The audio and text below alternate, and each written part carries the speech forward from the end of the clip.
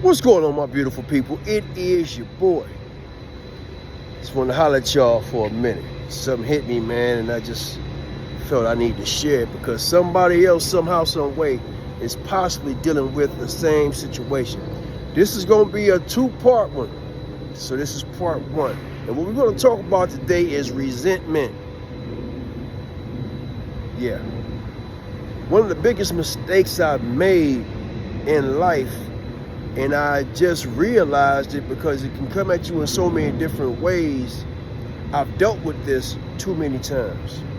And with that being said is this. My last relationship, serious relationship, ended in a very bad way, right? I played a big part in it. But here's the thing. At that point in my life, I was doing really, really well for myself. I was dancing. I had the Playhouse up and popping.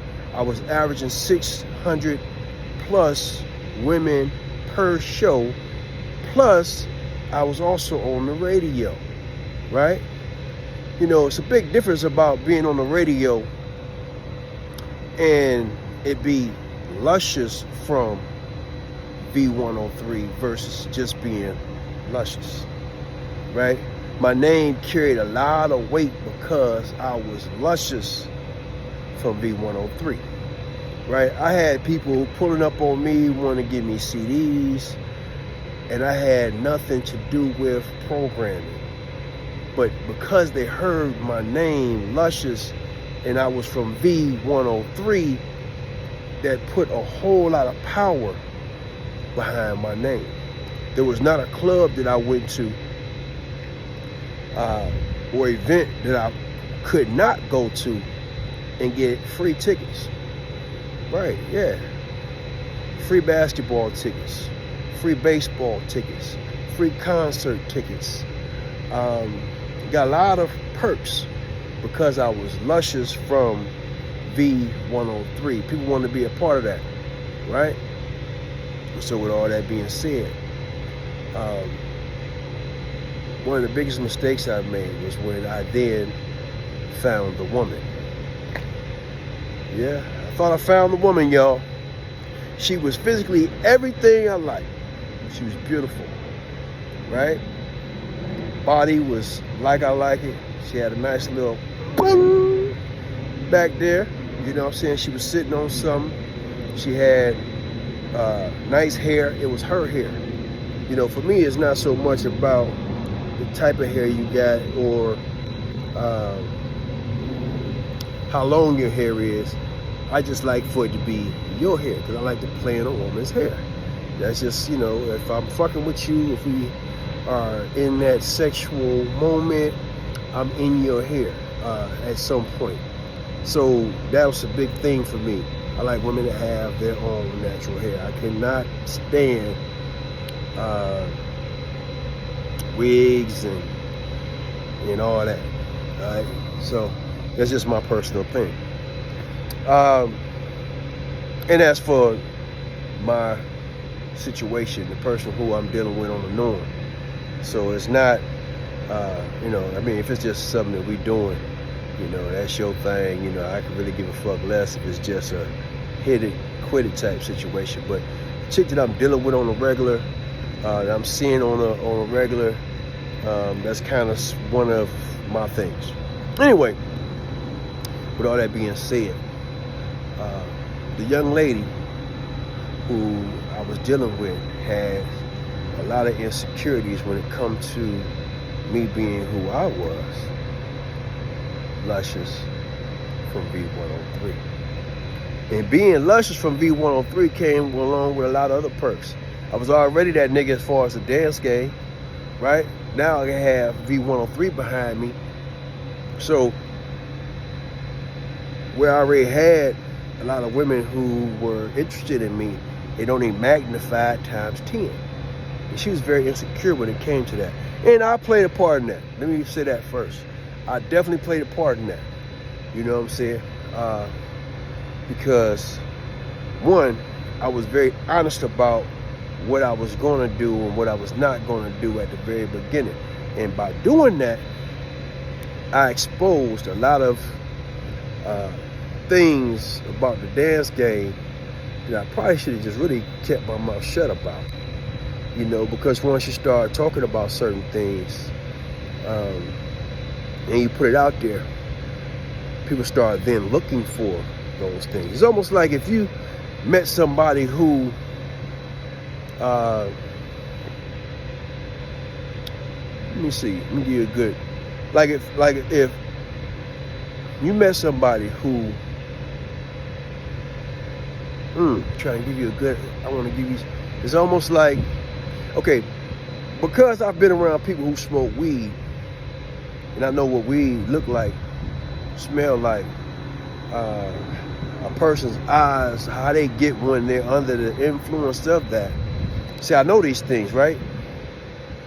So if I see somebody and their eyes are glossy and they carry themselves in a certain way, or I smell it, I know what that is because I've experienced it, right? I've been around it. On the flip side, if you get somebody who has never seen and or been around weed smoke or smokers, if somebody came around and their eyes were glossy, it's a good chance that you may not necessarily understand that that's what's going on, because you have never experienced it, you have never seen it before, right? So by me pillow talking and being totally honest about what I was doing, what I was going to do, what I was not going to do, caused a lot of issues for me down the line, because now that person knows what to look for, or what they believe they should look for, right? So if I wasn't in a certain place at a certain time or doing certain things in a certain manner, automatically, first thing they're gonna think is, what he doing, whoop-de-whoop, boom, boom, boom, right? If I should be home and it takes me 30 minutes to get home from the Holiday Inn, and on this night I don't get home until 2 in the morning, you know what I'm saying? Automatically, due to the fact that I have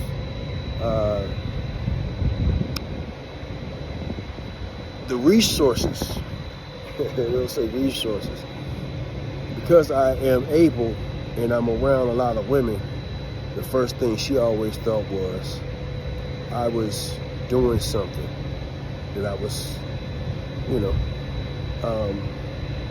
which was a good assumption, but she assumed.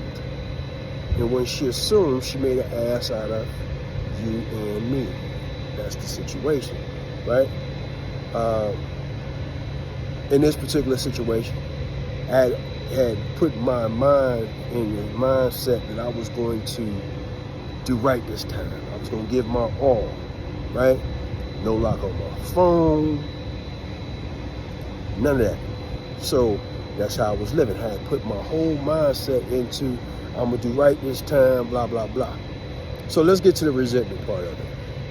She was so insecure when it came to me and what I was doing. And like I said, I played a part in that.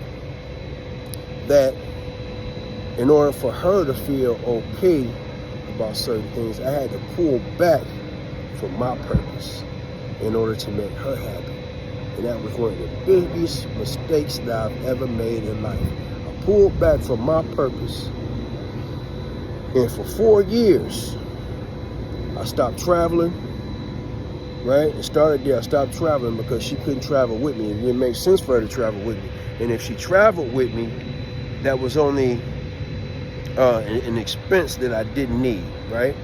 Because me being a man and me caring about the woman, I'm not going to get a hotel. I mean, I'm not going to do a show and share a room. Well, let me go back. Back then, when we was doing shows, man, it was the way it was normally set up was we just made sure that each one of the guys at least had a bed, a clean room, and a safe environment. So it was very common back then for 2 dancers to share a room, right? So if I'm sharing a room, of course I'm not going to bring my girl, who I care about, to a hotel and have her exposed to being in the hotel with somebody she don't know, right? So with that being said, that's why it would be an extra added expense if I was to take her on the road with me. And then also too, a lot of women don't know how to move accordingly in that environment. You know what I'm saying? Because they tend to get jealous, and when they get jealous, now you blocking the money. Now you shouldn't be blocking the money. Never should you be blocking the money, right? Because when you want to go somewhere and do something, this is how y'all doing it, right? He's making the money. Now he can afford to take you here, take you there, buy you this, buy you that. You know, y'all like to eat, all that shit, you know what I'm saying?